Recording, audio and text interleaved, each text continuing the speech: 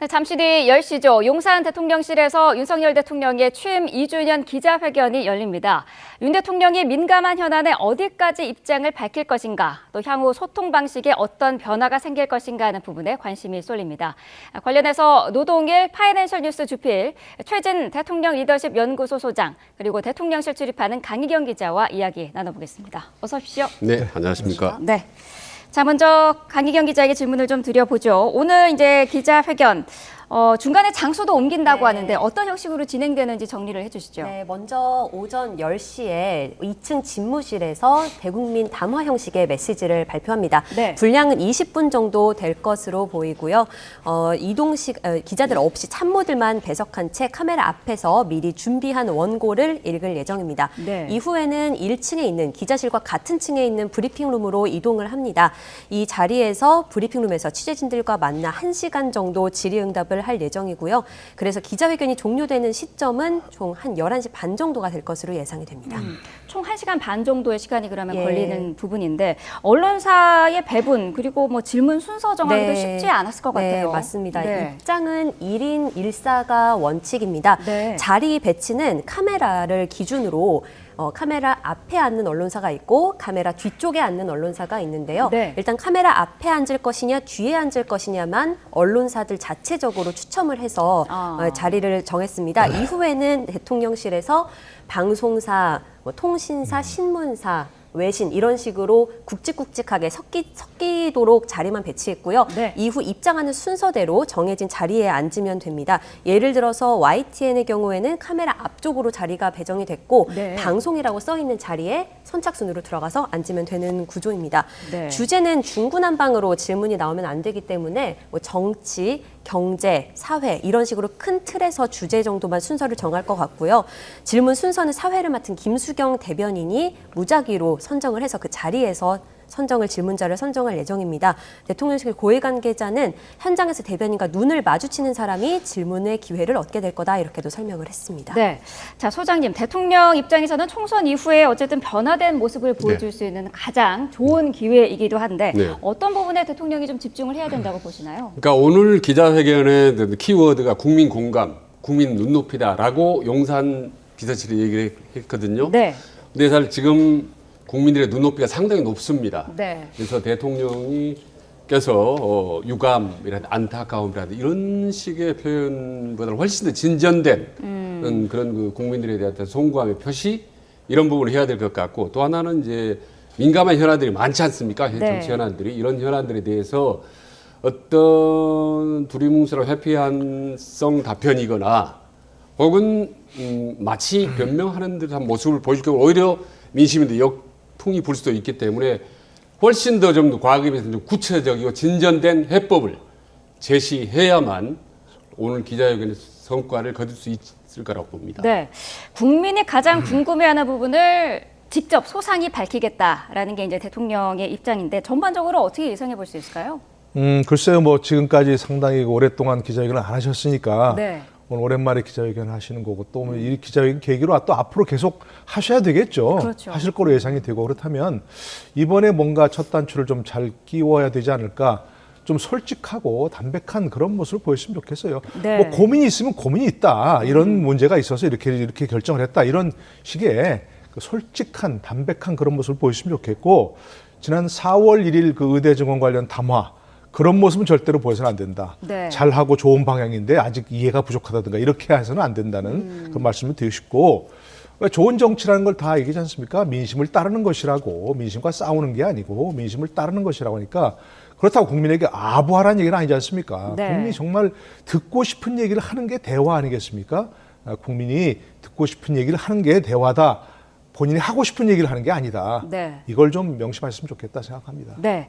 자, 아무래도 최대의 관심은 대통령이 민감한 현안에 어디까지 입장을 밝힐까 하는 부분인데요. 자, 미리 보는 기자회견 키워드로 하나씩 정리를 해봤습니다. 첫 번째 키워드 보겠습니다. 네, 첫 번째 키워드 바로 특검입니다. 지금 민주당이 김건희 여사 특검 그리고 최상병 특검을 밀어붙이고 있는 상황인데요. 먼저 김건희 여사 특검과 관련해서는 오늘 대통령이 어느 부분까지 이야기를 할 수 있을지도 궁금해요. 네, 검찰 수사가 진행 중인 만큼 수사에 협조하겠다 이런 원론적인 답변이 나올 가능성이 현재로서는 커 보입니다. 네. 검찰이 수사하는 사안에 대해서 일종의 가이드라인을 준다라는 이미지를 보일 수 있는 우려가 나올 수 있고요. 또 최근에 민정수석실을 만들었기 때문에 이 부분에 대해서도 조금 더 조심스러울 것 같습니다. 관건은 KBS 특별대담에서 한 얘기보다 얼마나 더 나아간 입장을 밝힐지인데요. 네. 당시 명품 가방 수수 의혹에 대해서 대통령이나 대통령 부인이 누구에게도 박절하게 대하기는 어렵다. 매정하지 못한 부분이 문제고 아쉽다 정도의 답변을 했습니다. 그러나 국민 정서에 부합하지 못한다라는 지적이 많이 나왔었기 때문에 이번에 회견에서는 송구하다는 등의 추가적인 입장이 나올 거라는 관측이 나오고 있는데요. 네. 대통령실 내부에서는 태도의 변화가 있어야 한다는 게 대체적인 시선이다라는 입장이 나왔습니다. 이 부분과 관련해서는 대통령이 어떤 부분을 부담스러워하고 있는 걸까요? 네, 검찰 수사가 이제 진행이 중인데 만약에 네. 검찰 수사에 대해서 구체적인 입장을 내놓으면 아. 마치 관여하는 듯한 모습이 나올 수 있고 민정수석 부분에서도 사정기관 장악에 대한 우려가 나오고 있는데 네. 이 부분에서 좀 더 구체적인 가이드라인을 준다라는 우려가 나올 수 있기 때문에 아마도 수사 부분에 대해서는 원론적인 입장, 다만 태도의 변화가 조금 나올 것이다. 그런 관측이 나오고 있습니다. 네. 어떻습니까? 원론적인 입장을 밝힐 수밖에 없는 상황일까요?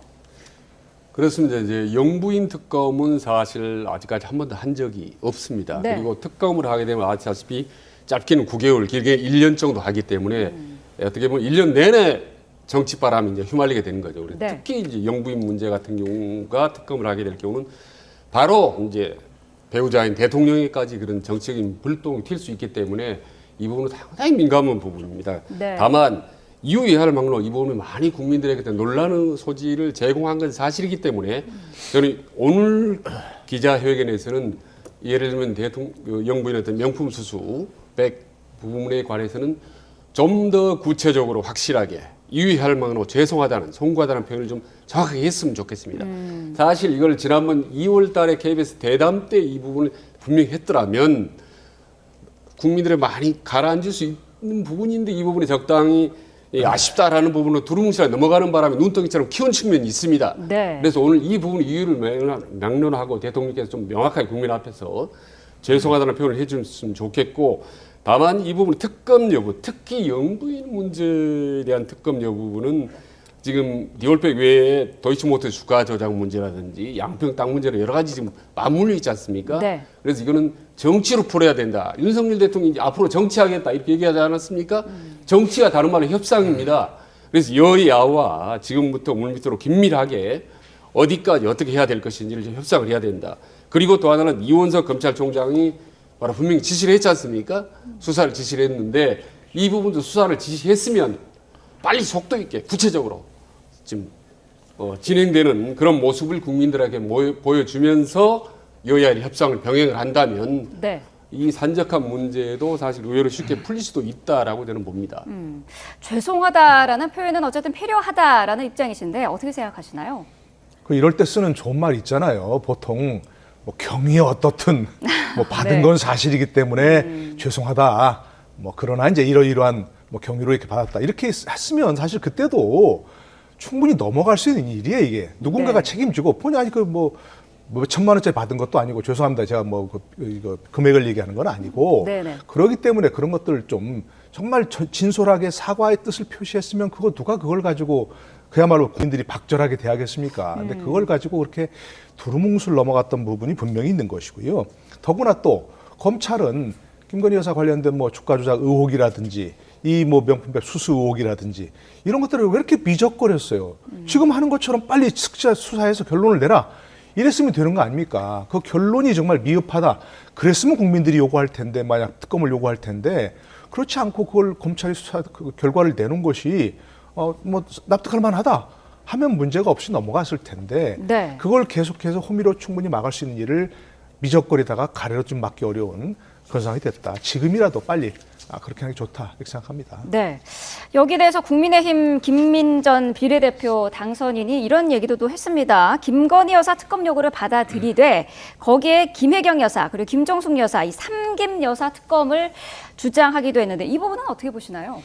그래서 이제 저렇게 일부 이제 주장하는 분들도 있을 수 있겠죠. 네. 우리가 얘기하는 김혜경 여사라든지 또 김정숙 여사 이런 의혹이 있는 부분이니까. 근데 만약 저렇게 가자면 저건 정말 한번 막 가자 이렇게 얘기하는 거니까 지금 상황에서는 예를 들어서 지금 이런 것들이 정말 크게 일파만파 의혹으로 번지지 않도록 네. 아까 우리 최 원장님 잘 말씀하신 것처럼 여기에서 정치적으로 푸는 게 중요하지. 그래 그럼 우리도 한번 이렇게 해볼까 하는 것은 사실은 정치적 어떤 파장 논란을 더 키우자 이런 것들이니까 네. 바람직한 자세는 아니라고 생각합니다. 네. 뭐 전현직 대통령의 영부인과 제1야당 총재 영부인을 세 사람을 같이 수사하자라는 걸 얼핏 보면 뭐 기발한 아이디어 같지만 사실 현실성이 없고 네. 우리 교수님 말씀하셨다시피 지금 어떻게 보면 이제 막가는 모습을 보여주기 때문에 바람직하지는 않다고 봅니다.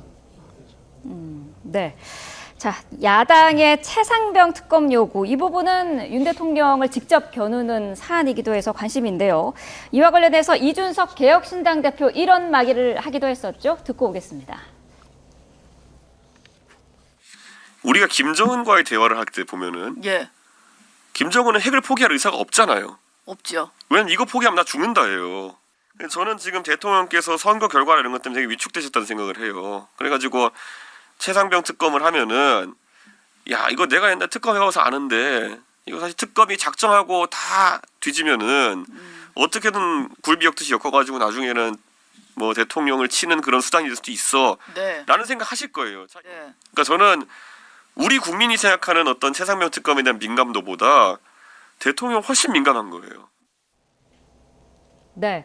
자, 윤 대통령이 이 최상병 특검에 대한 민감도가 높을 수밖에 없다는 지적인데 이 부분과 관련해서는 오늘 어떤 수준까지 이야기가 나올까요? 네, 최상병 특검법이 국회 통과한 날 정진석 비서실장이 브리핑룸으로 직접 내려와서 강한 유감을 표시했죠. 네. 죽음을 이용한 나쁜 정치다라는 말까지 나올 정도로 사실상 거부권을 시사했는데요. 네. 기본적으로 대통령실 내부에서는 거부권 행사가 불가피하다는 기조는 여전합니다. 다만 수사 결과를 지켜봐야 한다 이 정도의 입장보다는 조금 더 진일보한 조금 더 나아간 입장이 나올 거란 관측이 나오고 있는데요.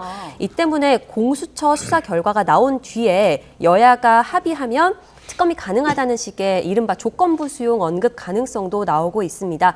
그러니까 일단은 거부권을 행사한 뒤 그다음에 공수처 결과를 보고 여야가 합의하면 특검을 하겠다라는 식의 수순인데요. 또 이와 함께 해병대원 순직 사건에 대해서 가슴 아픈 일이다 이런 공감하는 취지의 언급이 나올 것으로도 전해졌습니다. 네. 강혜영 기자가 얘기한 이 조건부 수용 관련해서는 그동안에는 대통령실에서 받아들일 수 없다라는 그런 뉘앙스를 보였는데 어떻게 보시나요? 그러니까 이미 최상병 사건도 눈덩이 산더미처럼 커질 대로 커져버렸습니다. 근데 저는 오히려 영부인의 어떤 특검이나 이런 부분보다도 최상병 사건은 사실 의외로 쉬울 수도 있다고 봅니다.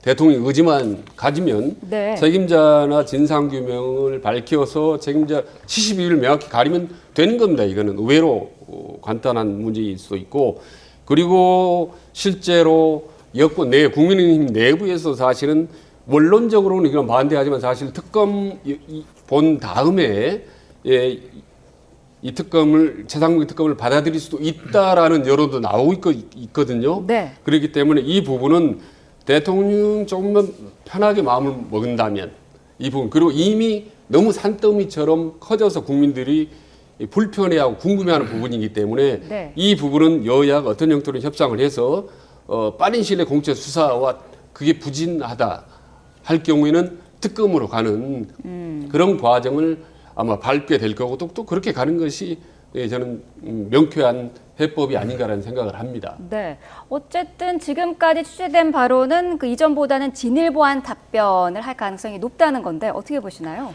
글쎄요, 이것도 아까 뭐 다 얘기한 것처럼 작은 어떤 그 대처로 막을 수 있는 그런 부분을 이렇게 자꾸 일파만파로 키운 거죠. 너무 아쉬운데 당시 사망 사건이 생겼을 때 제가 알기로는 그때 언론에 그 해병대 그 사단장이 해당 사단장이 책임지겠다 이런 얘기를 한 걸로 기억합니다. 네. 그럼 그렇게 해서 책임지고 옷 벗게 하면 이걸 마무리할 수 있었던 얘기예요. 근데 그걸 무슨 누가 어떤 윗선에서 부적절한 개입을 통해서 이렇게 긁어부스럼 만든 거거든요. 그러니까 지금이라도 그런 점에서 정말 아쉽다 하는 의성을 피하고 이 최상병 특검 지금 다 얘기하신 거면 저도 그렇게 생각하는 게 좋습니다. 무조건 거부권 행사하면 또 거부권이냐 분명히 이렇게 정치적 파장이 날 상황이니까 일단 공수처와 경찰이 수사하고 있으니까 수사 결과를 지켜보자. 네. 그러나 특검 받을 수 있다. 얼마든지 할 수 있다. 특검을 무조건 거부하겠다는 게 아니고 특검도 할 수 있다. 그러나 지금 공수처와 경찰이 특히 야당이 신뢰하는 수사기관 아닙니까? 그러니까 그것은 지켜본 다음에 그렇게 공수처의 수사가 미진하면 얼마든지 할 수 있다. 이렇게 하는 게 좋겠다 생각합니다. 이 네. 부분은 저는 법리적으로 봤을 때는 해병대 수사단의 수사권이 없습니다. 그건 다 아시는 얘기입니다. 그죠? 군사보호법 때문에 네. 군대 사망 사건은 군 수사기관이 수사할 수 없거든요. 그러니까 수사권 자체가 없으니까 수사 개입이나 이런 것은 있을 수 없는 얘기입니다. 그러니까 특검을 해도 윤석열 대통령의 그런 개입, 직권남용이라든지 이런 건 발견할 수 없는 것이거든요. 네. 그렇기 때문에 일단 특검도 할 수 있다. 그러나 이제 공수처가 수사하고 있으니까 그걸 끝나고 하자. 이렇게 받으면 저는 어떤 유연한 그런 대처가 아니겠는가 싶습니다. 네. 자, 오늘 기자회견을 앞두고 있는 윤 대통령 며칠 전에 민정수석실 신설을 발표를 했습니다. 직접 그 이유 등을 발표를 했는데 네. 굳이 직접 한 이유가 있었을까요? 네, 사실 최근 윤석열 대통령이 브리핑룸에 굉장히 자주 내려왔습니다. 얼마 전에 총선 뒤에 참모진이 일괄 사의를 표명한 이후에 정진석 비서실장, 신임 비서실장을 발표할 때 윤석열 대통령이 직접 내려왔고 네. 또 그 당일 오후에 정무수석 발표할 때도 내려왔고 며칠 전 민정수석 신설을 발표할 때도 내려왔습니다. 총선 이후에 벌써 3차례나 브리핑룸에 내려온 건데요. 네. 이유를 이제 취재를 해보니까 비서실장은 전임 비서실장이 사의를 표명했기 때문에 좀 발표를 할 사람이 어떻게 보면 마땅치 않아서 대통령이 내려왔다. 또 당일 오후 정무수석 브리핑에 또 내려온 이유는 같은 날 발표인데 누구는 대통령이 하고 누구는 실장이 하면 좀 서운한 면이 있지 않겠느냐. 네. 그랬다는 이유인데 민정수석은 사실 의견이 갈렸습니다. 며칠 뒤에 기자회견이 있는데 또 대통령이 내려와서 할 이유가 있느냐라는 네. 내부에서도 의견이 있었는데 윤석열 대통령이 민정수석 신설의 경우에는 취재진이 굉장히 궁금해하는 사안이고 또 직접 대통령에게 이유를 물어보고 싶어 할 것 같아서 브리핑룸에 내려왔다라고 말한 것으로 전해졌습니다. 네. 자, 민정수석실 신설과 관련해서 지금 야당은 계속해서 사법 리스트 대응용이다 이런 지적을 이어가고 있거든요. 이 분석은 어떻게 보시나요? 그러니까 일단 민정수석실 하면 우리 국민들 사이에 상당히 좀 사정의 칼이라는 부정적 이미지가 사실 강합니다. 그리고 과거 역대 민정수석실의 수석들이 비서관들에게 사실 온전한 경우가 많지 않았습니다. 그 정도로 민정수석실은 청와대 정치 개입이라는 부정적인 이미지를 두고 있기 때문에 이 부분에 대해서는 어쨌든 좀 불식을 해야 될 겁니다. 그리고 방금 말씀하셨다시피 야당인 민주당이 특검 공세를 전방위로 해오고 있기 때문에 대통령이 특검을 방지하기 위해선 민정수석이 새로 신설하는 게 아니냐, 부활하는 게 아니냐라는 의구심이 상당히 많거든요. 네. 그렇기 때문에 대통령이 직접 해명을 한 거고 아마 오늘도 기자회견에서 아마 이 부분에 민정수석실에 아마 해명이 할 겁니다. 질문도 나올 거고. 네. 그래서 방금 말씀드린 민정수석실을 부활하게 되면 항상 대통령이나 청와대 참모들은 정치에 개입하고 싶은 유혹을 느끼게 됩니다. 그렇기 때문에 이 유혹은 불식시키고 국민들도 걱정을 불식시킬 수 있을 정도로 확실히 사정을 하지 않고 그야말로 민심을 청취하는 데 집중하겠다라는 것을 말로만이 아니라 제도적으로 분명하게 오늘 국민들에게 좀 밝혀주는 것이 좋을 것 같다는 생각이 듭니다. 네, 알겠습니다. 자, 저희가 뽑은 이제 두 번째 키워드 바로 보고 오겠습니다. 보시죠. 네, 두 번째 키워드 한동훈입니다. 총선 패배 원인을 두고 지금 국민의힘 내부에서 대통령 탓이다, 한동훈 탓이다 말이 많은데 오늘 여기에 대한 입장도 좀 밝힐 수 있을까요? 질문이 분명히 나오지 않겠습니까? 총선 결과에 대한 어떻게 보시냐 이렇게 분명히 나올 수 있을 거고 네. 또 딱 짚어서 정말 한동훈 책임이라고 보시느냐 이렇게 얘기도 나올 수 있는 거고 홍준표 대구시장이 저는 지금 상황이 좀 돌아보면 네. 한동훈 전 비대위원장에 대해서 막 굉장히 공격을 했잖아요. 네. 그게 혹시 윤석열 대통령 만나고 나서 윤석열 대통령의 의중을 반영한 거 아닌가 하는 생각이 들 정도거든요. 네. 그러니까 기자분들도 많이 그렇게 생각을 하실 거고 그에 대해 질문을 해야 되겠죠. 근데 지금 그 여러 가지 뭐 홍준표 대구시장도 그렇고 또 뭐 황의호 지금 비대위원장도 그렇고 또 지금 말씀하신 이철규 의원도 그렇고 그분들 얘기하는 게 지금 민심과 아니 다른 얘기죠. 민심이 지금 뭐 한동훈 위원장이 잘못해서 패배했다 그렇게 봅니까? 물론 잘못했겠죠. 뭐 예를 들어서 정권 심판론이 큰데 네. 거기서 2조 심판론이라는 작은 심판론으로 맞으면 이길 수 있겠냐? 그건 당연한 거지만 정권 심판론이라는 그 상수가 존재하는 이유가 뭐겠습니까? 네.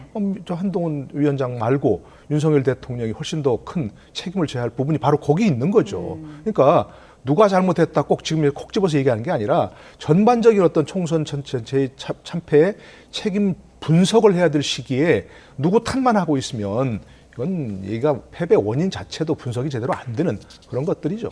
네. 올해 초 신년 대담에서 한동훈 전 위원장과 관련해서 윤석열 대통령이 이런 이야기를 하기도 했는데요. 자, 녹취 듣고 오겠습니다.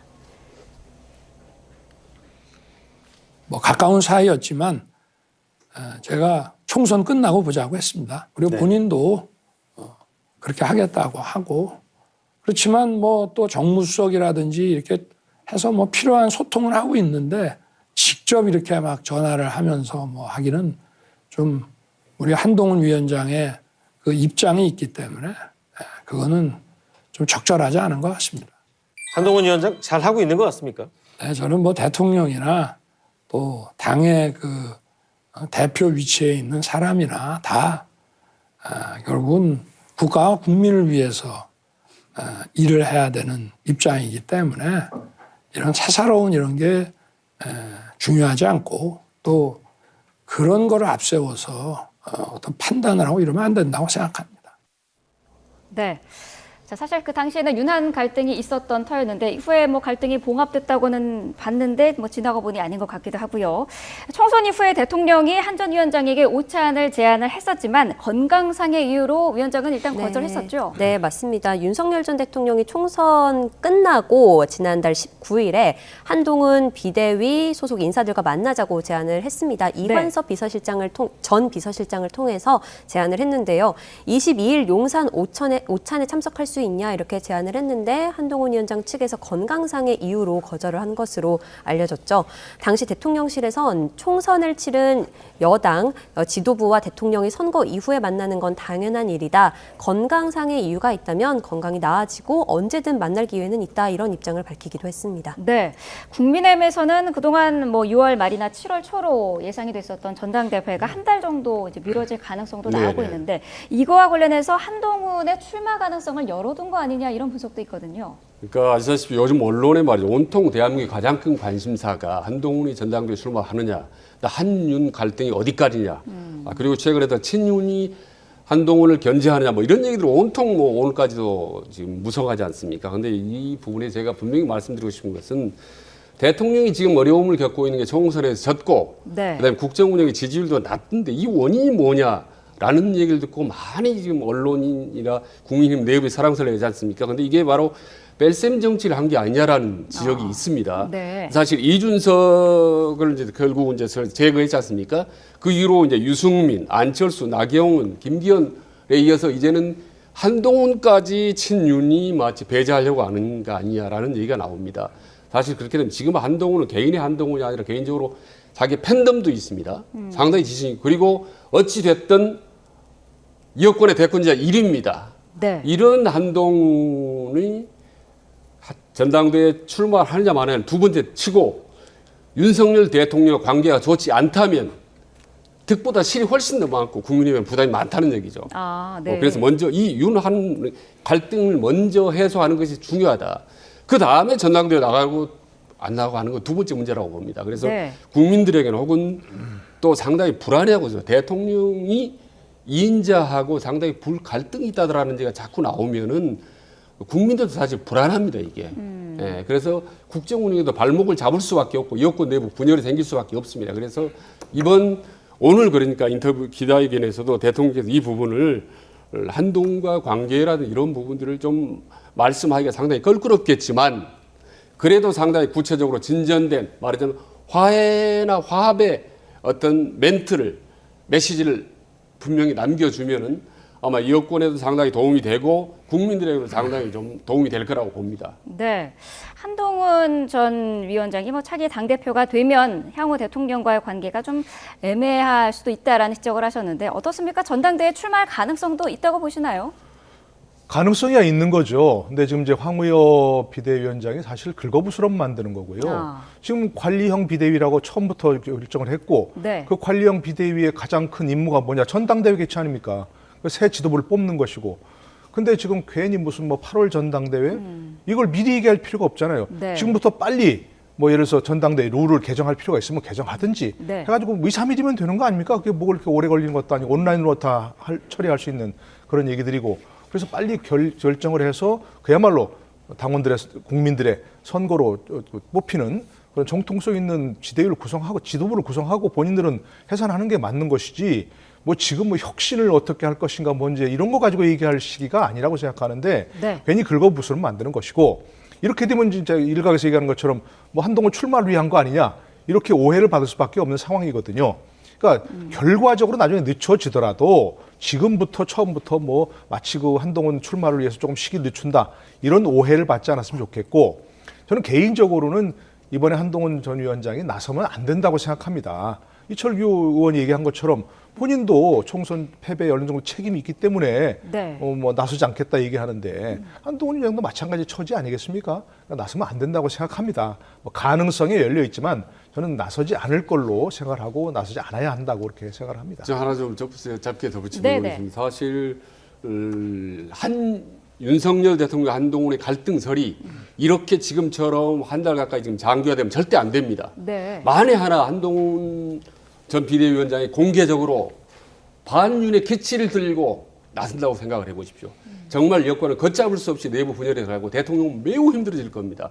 그러니까 이렇게 자꾸 이 정부는 윤석열 대통령 기다리고 시간을 끌다 나중에 눈덩이처럼 키운 경우가 많거든요. 네. 그래서 빨리 이 부분을 수습하지 않으면은 어려워진다. 그리고 아까 말씀드린 한동훈 이제 7월, 8월까지로 넘어간다면 왜 출마하지 못할 법이 뭐가 있나요? 한동훈은. 그리고 자꾸 책임론이 나오는데 아니 대통령만 선거를 치릅니까? 아니면 당만 치릅니까? 저는 모든 책임도 분담한다고 반반에 다 있다고 봅니다. 그리고 충분히 한동훈은 여권 내용으로부터 비판을 받았기 때문에 지금 본인이 7, 8월 달에 본인이 자기 의지로 한번 총선에 나가겠다. 아니 전당대회에 나간다. 그럼 무참하게 떨어지면 되는 거죠. 만약에 국민 당원들이 비판한다면. 그럴 거 아니면 당원들이 아직 필요하다라고 하면 당선되는 겁니다.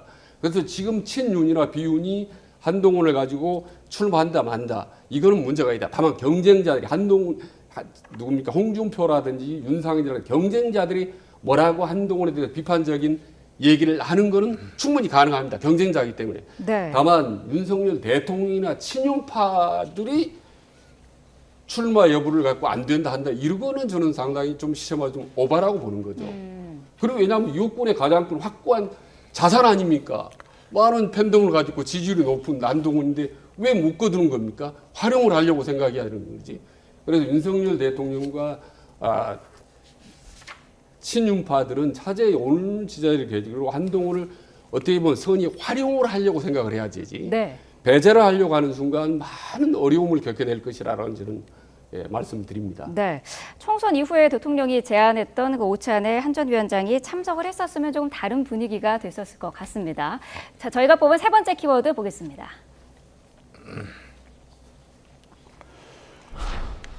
네, 세 번째 키워드 민생입니다. 제일 중요한 부분이 아닐까 싶은데요. 자, 민주당은 계속해서 대통령에게 1인당 25만 원 민생지원금 지급을 압박하고 있습니다.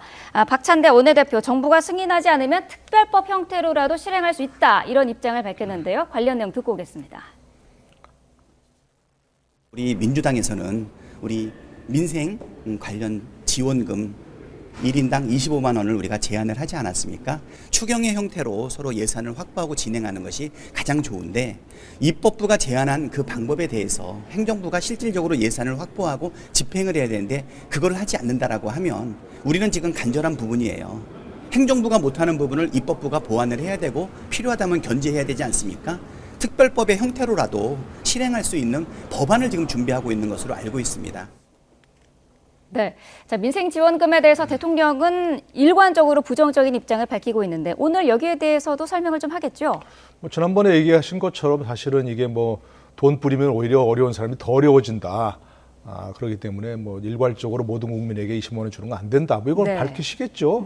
이제 왜 그렇지 않느냐, 왜 그러서 안 되느냐를 더 이제 충분히 설명을 하셔야 될 것 같고 네. 지금 민생이 어려운 것 중에 가장 중요한 것 중에 하나가 물가가 너무 오르고 있다는 거 아니겠습니까? 근데 25만 원 뿌리면 물가가 떨어지겠습니까? 오르겠습니까? 당연히 더 오를 수밖에 없는 거죠. 25만 원 주고 25만 원 이상을 또 국민들이 세금이나 물가로 낼 수밖에 없는 그런 상황이니까 네. 바람직하지 않고요.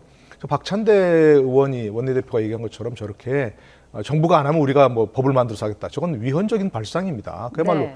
우리나라 헌법은 예산 편성권은 정부에 있고 국회는 예산 심의 결정권, 승인권만 있지 않습니까? 근데 자기들이 예산부터 편성하겠다는 똑같은 얘기거든요.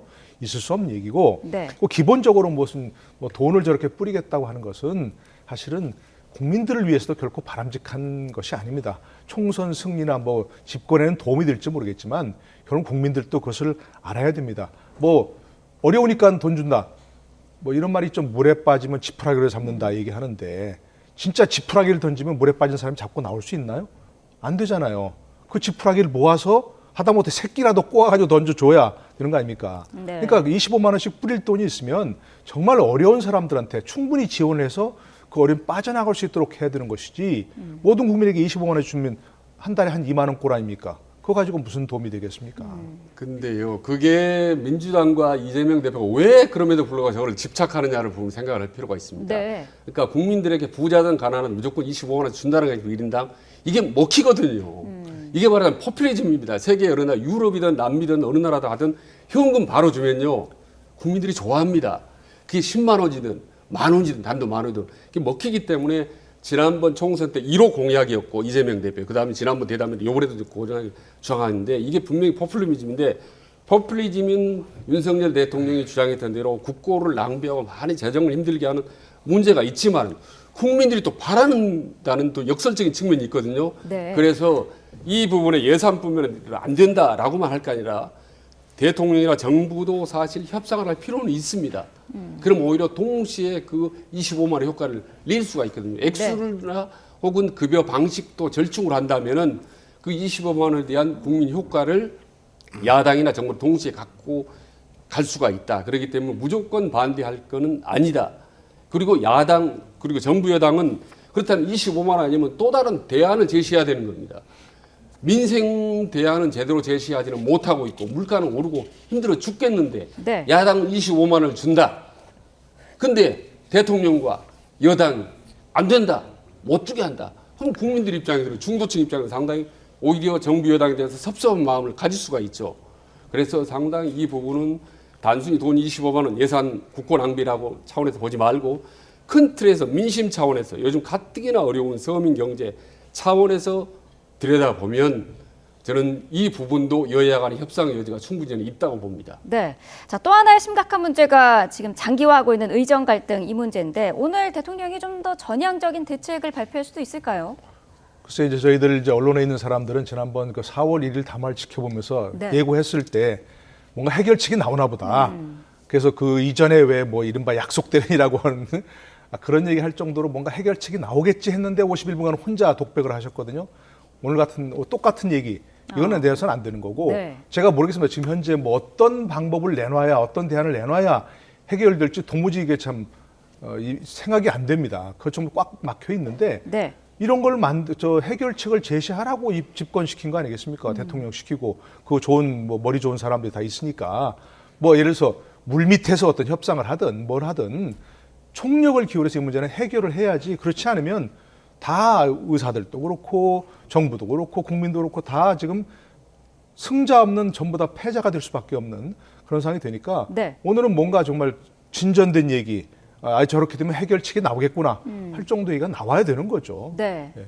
자, 지난달 29일에 있었던 영수회담과 관련해서는 이른바 비선 논란이 일고 있습니다. 대통령실뿐만 아니라 이재명 대표 측도 아니라고 지금 선을 긋고 있는데 강희경 기자 어떤 내용인가요? 네, 한 일간지에서 보도를 했죠. 함성득 경기대 정치전문대학 원장과 임효백 고려대 명예교수가 각각 윤석열 대통령과 이재명 민주당 대표의 대리인격으로 특사 역할을 하면서 회담 성사 여부 등을 조정을 했다는 건데요. 네. 물밑에서 역할을 한 별도 라인이 있었다는 겁니다.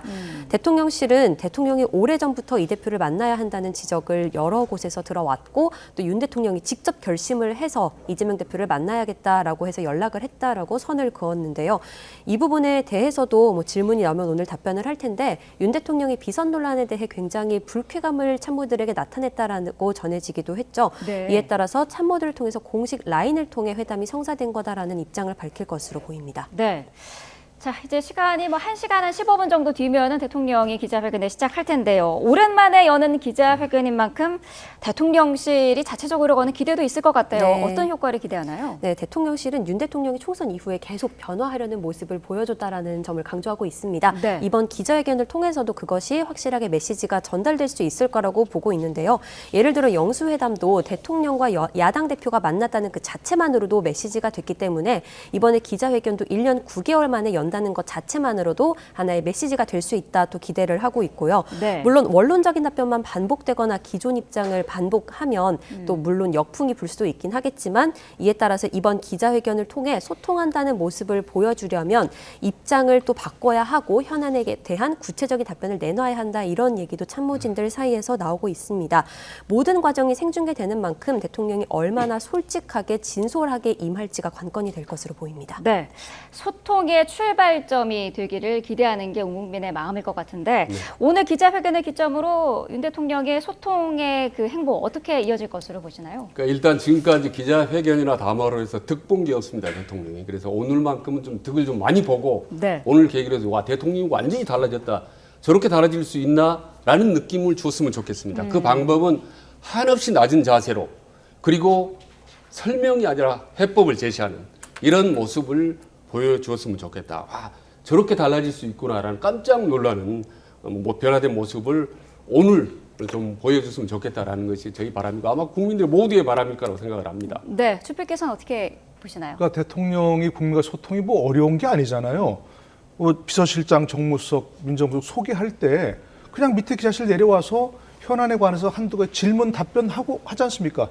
그런 걸 수시로 보여주면 됩니다. 무슨 취임 2주년, 무슨 100 며칠 뭐 이렇게 하면서 거창한 행사로 할 게 아니고 네. 언제든지 문제가 있고 현안이 있을 때 기자실에 바로 내려와서 그 대통령이 설명하고 또 질문도 받고 그런 얘기 얼마든지 할 수 있으니까 이런 걸 자주 하면 좋겠다. 그게 용산으로 대통령실 옮긴 취지 아니겠습니까? 첫 번째 취지. 네. 초심으로 돌아가셔야 된다 이렇게 생각합니다. 네.